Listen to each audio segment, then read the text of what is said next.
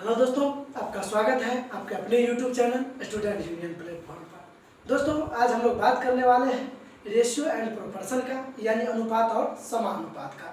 दोस्तों, इससे पहले हम लोग अनुपात और समानुपात के 4 वीडियो को देख चुके हैं और ये अनुपात और समानुपात का 5वां वीडियो होगा, यानी इस चैप्टर का आखिरी वीडियो होगा। हाँ, अगर अभी तक आपने उस वीडियो को नहीं देखा है तो सबसे पहले आप उस वीडियो को देख लें, इसके बाद आप इस वीडियो को देखें। अगर आप उस वीडियो को देखने के बाद इस वीडियो पर आते हैं तो आपका सारा कॉन्सेप्ट क्लियर हो जाएगा। तो चलिए हम लोग बढ़ते हैं अपने अगले क्वेश्चन की ओर बगैर किसी देर किए हुए। क्वेश्चन 1 है, 5 केले तथा 4 सेब का मूल्य 3 केले तथा 7 सेब के मूल्य के बराबर है, तो 1 केले तथा 1 सेब के मूल्य का अनुपात क्या है। तो चलिए, हमें कहा है 5 केले तथा 4 सेब का मूल्य 3 केले तथा 7 सेब के मूल्य के बराबर है। केला यानी बनाना हम इसे बी से सूचित कर लेते हैं और सेब यानी एप्पल इसे हम लोग ए से सूचित कर लेते हैं। तो कहा है 5 केले तो 5 बनाना प्लस 4 सेब तो 4 एप्पल का मूल्य जो बराबर है वो 3 केले यानी 3 बनाना प्लस 7 सेब यानी 7 एप्पल के बराबर है। तो आगे हमें कहा है कि 1 केले तथा 1 सेब के मूल्य का अनुपात ज्ञात करें। तो 1 केला और 1 सेब के मूल्य का अनुपात ज्ञात करना है। तो चलिए, केले को यानी बनाना को एक तरफ कर लेते हैं, एप्पल यानी सेब को एक तरफ कर देते हैं। तो ये 5 भी है, ये इस साइड आकर के हो जाएगा -3 भी, यानी 5 भी में से 3 भी जाएगा तो बचेगा 2 भी बराबर, और ये उस साइड जाकर के घसेगा तो 7 भी में से 4 भी जाएगा तो हो जाएगा 3 भी, इसीलिए 3a हो जाएगा। तो चलिए, यहाँ से हो जाएगा b/a बराबर 3/2, यानी आप कह सकते हैं b अनुपात a, यानी 1 बनाना 1 केला और 1 एप्पल यानी 1 सेब का जो मूल्य का अनुपात है वो 3:2 है। ऑप्शन नंबर 1 आपका सही है। चलिए दोस्तों, देखते हैं अपने अगले क्वेश्चन को।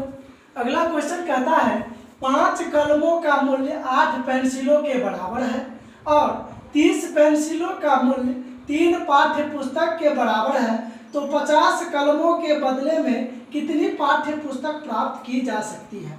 कहा है 5 कलम है, उसका मूल्य 8 पेंसिल के बराबर है और 30 पेंसिल है, उसका मूल्य 3 पाठ्य पुस्तक के बराबर है। तो पूछा है कि 50 कलमों के बदले में कितनी पाठ्य पुस्तक प्राप्त की जा सकती है। दोस्तों, यहाँ पर कलम यानी का भी मीनिंग पी से ही स्टार्ट हो जाता है और पेंसिल का भी मीनिंग पी से ही स्टार्ट होता है, इसलिए हम कलम को के से सूचित कर लेते हैं और पेंसिल को पी से सूचित कर लेते हैं। तो 5 कलमों का मूल्य, 5 कलम यानी 5 के का मूल्य 8 पेंसिल के बराबर है, 8 पेंसिल के यानी 8 पी के बराबर है। तो चलिए, यहाँ से हो जाएगा k/p बराबर 8/5, यानी आप कह सकते हैं k/p बराबर 8/5। दूसरा कंडीशन कहा है कि 30 पेंसिल का मूल्य 3 पाठ्य पुस्तक के बराबर है। 3 पेंसिल यानी 30 पेंसिल यानी 30p का जो मूल्य है वो 3 पाठ्य पुस्तक के बराबर है। पाठ्य पुस्तक यानी किताब, हम इसे b से सूचित कर लेते हैं, तो 3 बुक के बराबर है। यहाँ से हो जाएगा p/b बराबर 3/30। आप कह सकते हैं p/b बराबर 3/30। तो हो जाएगा, यहाँ से हम कह सकते हैं, आपको मालूम है कि k/p यानी कलम और पेंसिल का अनुपात 8:5, और यहाँ पर पेंसिल और बुक का अनुपात यानी पेंसिल और बुक का अनुपात 3:30 है। तो हमें पूछा है कि 50 कलमों के बदले कितनी पाठ्य पुस्तक प्राप्त की जा सकती है। तो सबसे पहले हम इन तीनों का रेशियो प्राप्त कर लेते हैं, के का यानी कलम का, पेंसिल का और बुक का, किताब का। तो यहाँ से हम उल्टा की विधि लगा देंगे, तीनों का रेशियो प्राप्त हो जाएगा। 8 × 24 अनुपात 5 × 15 अनुपात 30×5 150 यानी 150। 3 से हम कैंसिल कर लेते हैं, ये 8 बार में, ये 5 बार में और 3 से 50 बार में। तीनों का रेशियो हमें मालूम है 8, 5 और 50। तो कंडीशन कहा है कि 50 कलमों के बदले में कितनी पाठ्य पुस्तक दी जा सकती है। 50 कलमों के बदले में, तो 50 कलम, तो कलम का रेशियो आप देख रहे हैं 8 है, तो यहाँ पर 8 से गुना कर लेंगे, बराबर कितने पाठ्य पुस्तक प्राप्त किए जा सकते हैं, कितने पाठ्य पुस्तक प्राप्त किए जाएंगे मुझे मालूम नहीं है, तो मान लेते हैं कि x पाठ्य पुस्तक प्राप्त किया जाएगा, तो x गुने पाठ्य पुस्तक का रेशियो कितना है 50, तो यहाँ पर 50 से गुणा कर देंगे, 50 से 50 कैंसिल हो जाएगा, यानी x बराबर हो जाएगा 8, यानी आप कह सकते हैं कि 50 कलमों के बदले में तो 8 पाठ्य पुस्तक प्राप्त किए जा सकते हैं। ऑप्शन नंबर डी आपका सही हो जाएगा। चलिए दोस्तों देखते हैं अपने अगले क्वेश्चन को। अगला क्वेश्चन कहता है कि 3 कक्षा के विद्यार्थियों के संख्या का अनुपात 2:3:5 है। यदि प्रत्येक कक्षा में 40 विद्यार्थी बढ़ा दिए जाए तो यह अनुपात 4:5:7 हो जाता है। तो बताएं कि प्रारंभ में विद्यार्थी की संख्या कितनी थी। तो 3 कक्षा है, चलिए हम मान लेते हैं कक्षा 1, 2 और 3। तो तीनों में विद्यार्थी की संख्या का जो अनुपात है वो 2:3:5 है। तो चलिए हम लिख लेते हैं 2:3:5 है। चर है, चलिए हम इसके साथ x लगा देते हैं, इसके साथ भी लगा देते हैं और इसके साथ भी लगा देते हैं। आगे कहा यदि प्रत्येक कक्षा में 40 विद्यार्थी बढ़ा दिया जाए, प्रत्येक कक्षा में 40 विद्यार्थी को बढ़ा दिया जाता है, बढ़ता है मतलब जोड़ दीजिए। तो चलिए 40 इसमें भी जोड़ देते हैं, 40 इसमें भी जोड़ देते हैं और 40 विद्यार्थी को इसमें भी जोड़ देते हैं। तब यह रेशियो का अनुपात 4:5:7 हो जाता है, यानी रेशियो बदल जाता है और 4:5:7 के अनुपात में हो जाता है।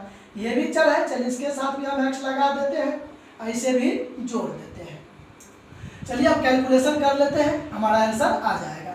2x में 3x जोड़ेंगे 5x और 5x में 5x जोड़ेंगे हो जाएगा 10x प्लस 40 40 80 और 80 में 40 को जोड़ते हैं तो 120 बराबर 5 4 9 और 7 16x। ये 16 इस साइड आकर के घट जाएगा तो 10x है और 16x आकर के घटेगा तो बचेगा माइनस का 6x और बराबर ये प्लस का 120 है, उस साइड जाकर के हो जाएगा माइनस का 120। माइनस से माइनस खत्म हो जाएगा, 6 से कट जाएगा, 6 दूनी 12 यानी 20 बार में x बराबर आपको मालूम है 20। तो आगे हमें पूछा है तो बताएं कि प्रारंभ में विद्यार्थी की संख्या कितनी थी। प्रारंभ में मतलब शुरुआत में विद्यालय में विद्यार्थी की संख्या कितनी थी। तो देखिए प्रारंभ में, तो प्रारंभ का तो रेशियो ये है, ये तो प्रारंभ का रेशियो क्या है 2x और 3x, 5x और 5x 10x, यानी 10x का ही मान हमसे पूछा गया है। तो 10 का तो 10 और x की वैल्यू आप देख सकते हैं 20 आया है तो 20, जब 10 को 20 से आप गुना करेंगे तो आपका आ जाएगा 200, यानी आप कह सकते हैं कि प्रारंभ में विद्यालय में 200 छात्र रहा होगा, यानी ऑप्शन नंबर सी आपका सही हो जाएगा। चलिए दोस्तों देखते हैं अपने अगले क्वेश्चन को। अगला क्वेश्चन कहता है कि एक विद्यालय में लड़के तथा लड़की 3:2 है। यदि 20% लड़के तथा 25% लड़की को छात्रवृत्ति प्राप्त होती है तो छात्रवृत्ति न प्राप्त होने वाले छात्रों की संख्या कितनी है। तो दोस्तों हमें मालूम है कि विद्यालय में लड़के हैं लड़कियां हैं, जिसका अनुपात हमें दे रखा है। 20% लड़के को छात्रवृत्ति मिलता है, 25% लड़की को छात्रवृत्ति मिलता है। तो आगे हमसे पूछा गया है कि कितने प्रतिशत छात्र ऐसे हैं जिसको छात्रवृत्ति प्राप्त नहीं होता है। तो 9 मिलने वाले की संख्या पूछी गई है, हम 9 मिलने वाले पर ही सेट कर लेते हैं। तो चलिए हमें मालूम है कि एक विद्यालय में लड़के और लड़की का अनुपात 3:2 है। ये अनुपात में है, रियल में संख्या कितना है मुझे मालूम नहीं है। तो चलिए हम मान लेते हैं, माना लड़का की संख्या बराबर 60 और लड़की की संख्या बराबर 40। यहाँ पर हम मान लिए हैं लड़का की संख्या 60 और लड़की की संख्या 40। जब आप इसे कैंसिल करते हैं तो कैंसिल करने के बाद 3:2 आपका आ जाता है, इसीलिए मैंने इसे 60 और 40 मान लिया है। तो आगे कंडीशन दिया, यदि 20% लड़का को तथा 25% लड़की को छात्रवृत्ति मिलता है। चलिए लड़का है और लड़की है, जिसमें 20% लड़का को छात्रवृत्ति मिलता है, 20%। तो लड़का की संख्या है 60, 20% को छात्रवृत्ति मिलता है, तो 80% को नहीं मिलता होगा। तो 80 और प्रतिशत मतलब बट्टे में 100 प्लस लड़की की संख्या है 40, तो यहाँ पर लिख लेंगे 40 और 25% लड़की को छात्रवृत्ति मिलता है, तो जाहिर सी बात है कि 75% को नहीं मिलता होगा। 75 और प्रतिशत मतलब बट्टे में 100। चलिए इसे कैंसिल कर लेते हैं, ये 0 से ये 0 और ये 0 से ये 0, 8 छक्के 48 प्लस इसको कैंसिल कर लेते हैं, 25 दिया 75, 25 चौका 100 और 4 से इसे कैंसिल कर लेंगे तो 10 बार में 10 को 3 से गुना करेंगे तो 10 दिया 30। जब 48 में आप 30 को जोड़ते हैं तो आपका प्राप्त होता है 78%। हमें पूछा था कि लड़का एवं लड़की की प्रतिशत कितने हैं जो हमें जिसको छात्रवृत्ति प्राप्त नहीं होता है। तो आपके पूरे विद्यालय में 78% छात्र एवं छात्राएं ऐसे हैं जिसको छात्रवृत्ति प्राप्त नहीं होता है, यानी ऑप्शन नंबर 3 आपका सही हो जाएगा। चलिए दोस्तों देखते हैं अपने अगले क्वेश्चन को। अगला क्वेश्चन कहता है एक विद्यालय में लड़कों के संख्या का 10%, लड़की की संख्या का 1/4 भाग तथा लड़की की संख्या का 10% लड़के के 1/25 भाग है, तो लड़का एवं लड़की की संख्या का अनुपात क्या है। यहाँ पर हमें 2 कंडीशन दे रखा है। अब दोनों में से किसी भी कंडीशन को अप्लाई करेंगे तो आपका एक ही आंसर आएगा। चलिए हम आपको यहाँ पर करके दिखाते हैं।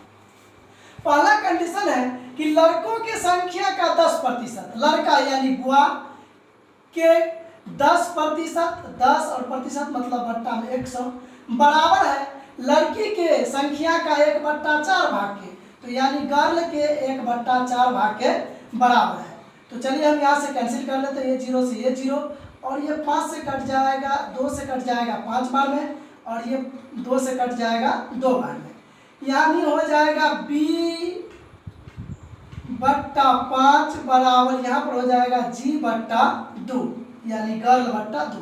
इसे गुना कर लेंगे तो हो जाएगा 2 बुआ बराबर इसको गुना कर लेंगे तो हो जाएगा 5 गर्ल, यानी B/G। चलिए हम पहले बट्टे में निकाल लेते हैं, तो हो जाएगा बुआ बट्टे गर्ल बराबर 5/2, यानी आप कह सकते हैं बुआ अनुपात गर्ल बराबर 5/2।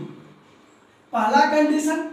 दूसरा कंडीशन को भी आप लेंगे वही आंसर आएगा। देखिए आगे कहा है लड़की की संख्या का 10%, लड़की यानी गर्ल के संख्या का 10% बट्टे में 100 बराबर लड़के का यानी बुआ के 1/25 के बराबर है, तो 1/25 हम यहाँ पर कर देते हैं। तो चलिए यहाँ से ये 0 से ये 0 कैंसिल हो जाएगा, 5 से ये 2 बार में और 5 से 5 बार में, तो इसको गुना कर ले G/2 बराबर हो जाएगा B/5। इसको गुना कर लेंगे तो हो जाएगा 5G बराबर इसको गुना कर लेंगे तो हो जाएगा 2B, यानी G/B यानी बुआ बट्टे गर्ल बराबर 2/5। हमें पूछा है लड़का और लड़की का अनुपात, पहले लड़का यानी बुआ अनुपात गर्ल, तो आप देख सकते हैं बुआ है 5 और गर्ल है 2, यानी यहाँ से भी आप देख सकते हैं 5/2 है और यहाँ से भी 5/2 है। तो आप किसी भी कंडीशन को लगा ले आपका आंसर आ जाएगा, ऑप्शन नंबर बी आपका सही हो जाएगा। चलिए दोस्तों देखते हैं अपने अगले क्वेश्चन को। अगला क्वेश्चन कहता है कि एक परीक्षा में विजय ने अंग्रेजी में विज्ञान से 2 गुने अंक प्राप्त किए। अंग्रेजी, विज्ञान तथा गणित में कुल प्राप्त अंक 180 है। यदि अंग्रेजी व गणित में प्राप्त अंकों का अनुपात 2:3 हो तो विज्ञान में उसने कितने अंक प्राप्त किए। तो चलिए हमें कंडीशन दिया है अंग्रेजी में उसने विज्ञान से 2 गुना अंक प्राप्त किया, यानी इंग्लिश में साइंस से 2 गुना अंक प्राप्त किया है।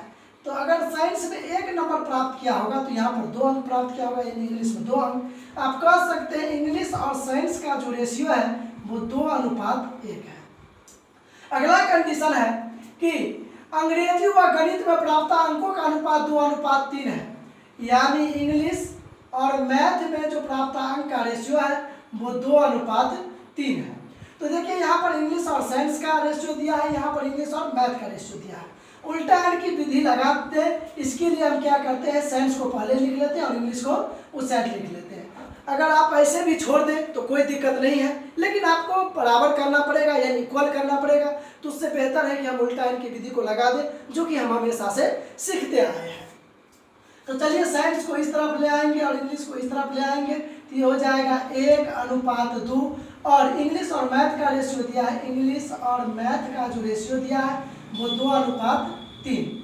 तो चलिए हम यहाँ से उल्टा इनकी विधि लगा देते हैं, तो साइंस, इंग्लिश और मैथ का रेशियो निकल जाएगा। तो साइंस में 1, चलिए यहाँ से गुणा कर लेते हैं पहले, 2 को 1 से गुणा करेंगे तो 2, इसको गुणा कर लेंगे तो 2 दूनी 4, और इसको गुणा कर लेंगे तो 2 तिया 6।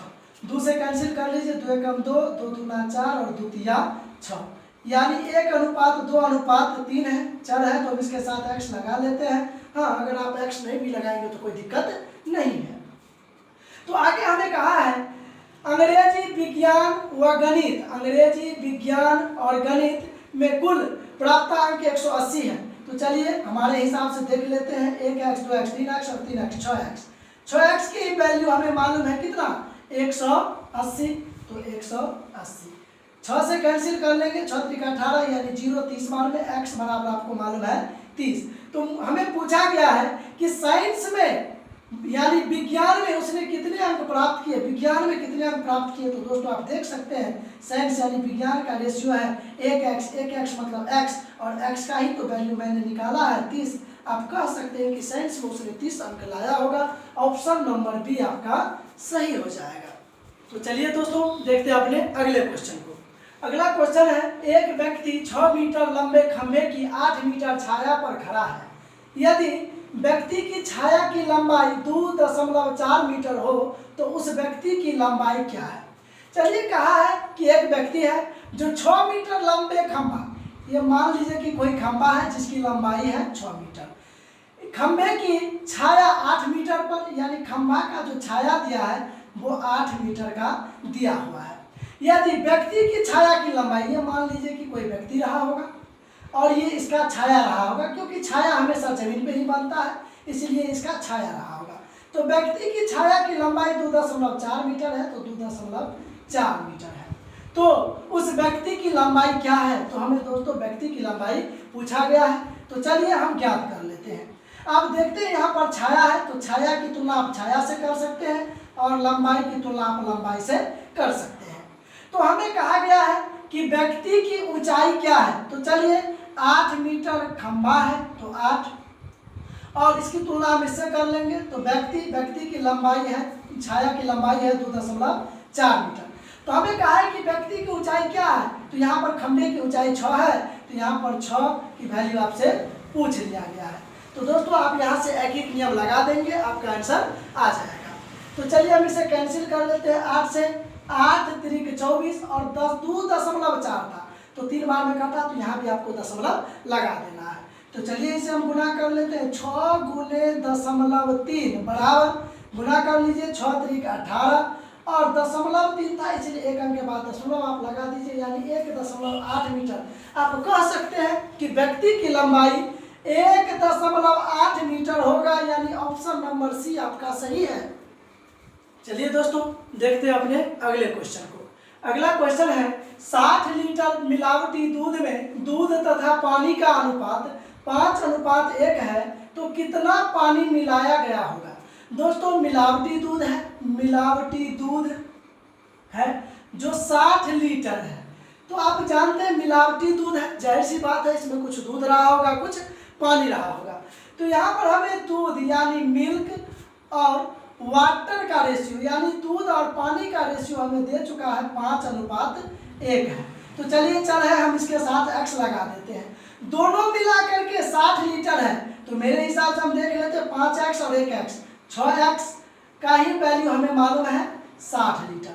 6 से आप इसे कैंसिल कर लेंगे तो 10 बार में, यानी x की वैल्यू आपको मालूम है 10।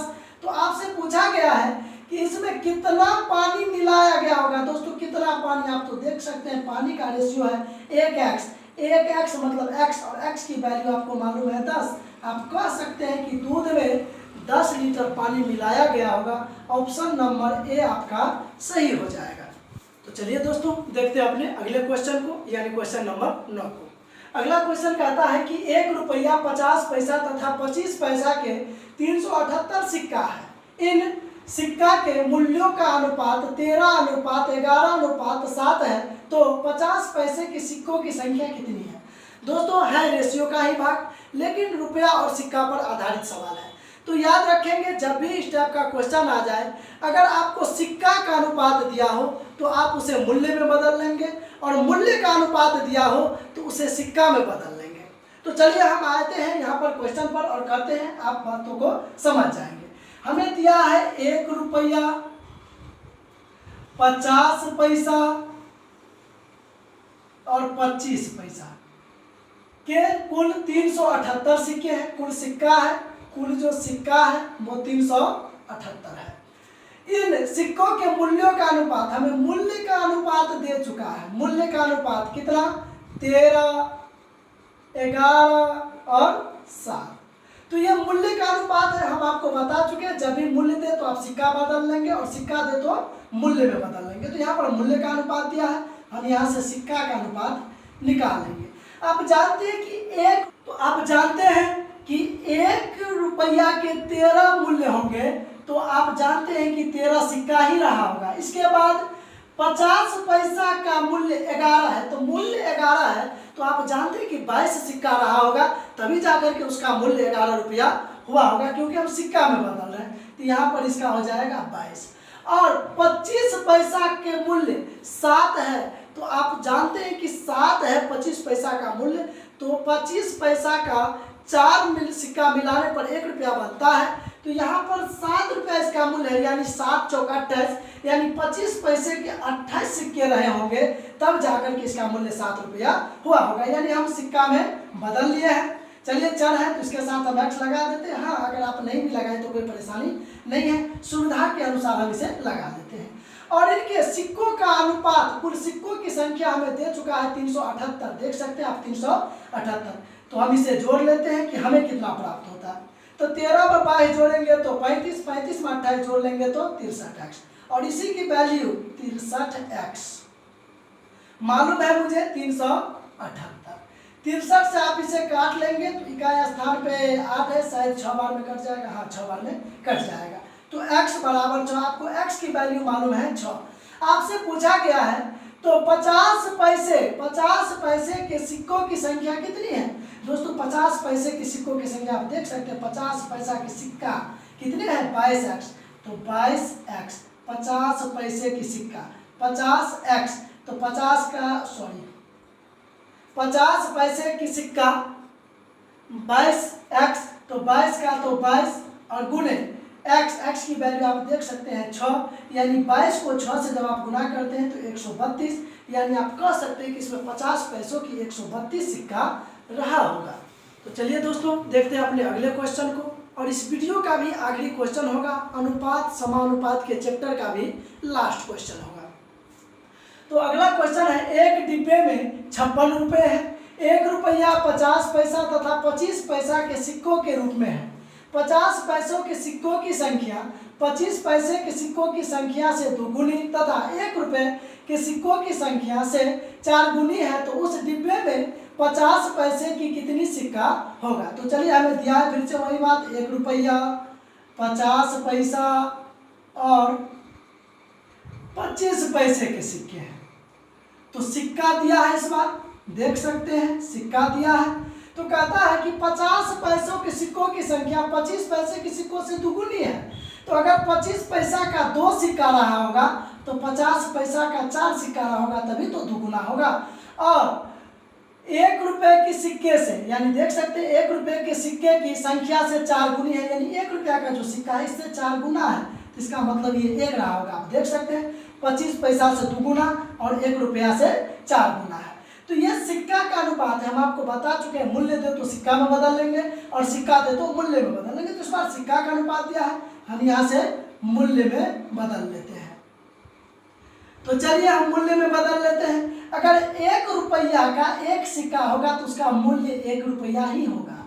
दूसरा, 50 पैसा का अगर 4 सिक्का होगा तो आपका मूल्य 2 रुपया ही होगा, क्योंकि 50 पैसे के 4 सिक्का मिलाने पर 2 रुपये बनते हैं, तो इसका मूल्य 2 रुपया होगा। और 25 पैसे के 2 सिक्का, 25 पैसे के 2 सिक्का मतलब 50 पैसे के बराबर है, तो 50 पैसे के बराबर है मतलब 0.5 आप इसे कह सकते हैं। तो चलिए चर है x लगा देते हैं, नहीं भी लगाए तो कोई दिक्कत नहीं है।